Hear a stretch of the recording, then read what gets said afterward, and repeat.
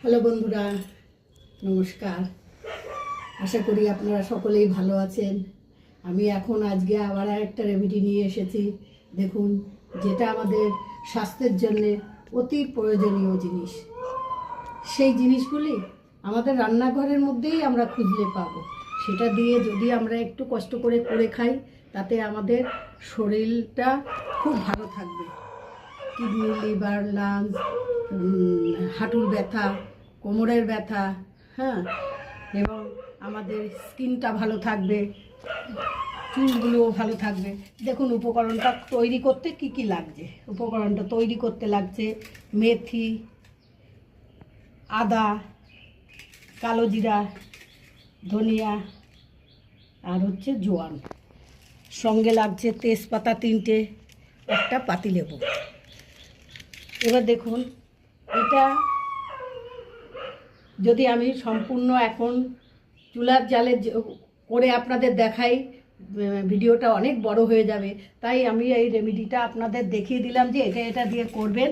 আমি এটা করে রেখেছি। দেখুন, এটা এখন আমি সেবন করব।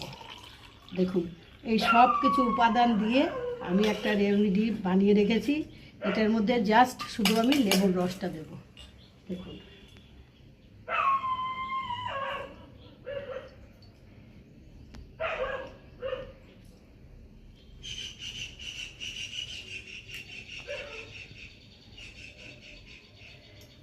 আপনারা কেউ স্কিপ করবেন না, ভিডিওটা পুরোটা দেখুন। এটাতে আপনাদের অনেক উপকারে লাগবে।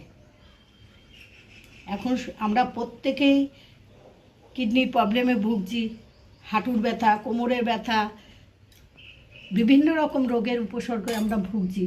বিভিন্ন রকম ভেজাল খেয়ে আমাদের এই পরিস্থিতি হচ্ছে। তো দেখুন বন্ধুরা, এই ড্রিঙ্কটা আমি এখন সেবন করব।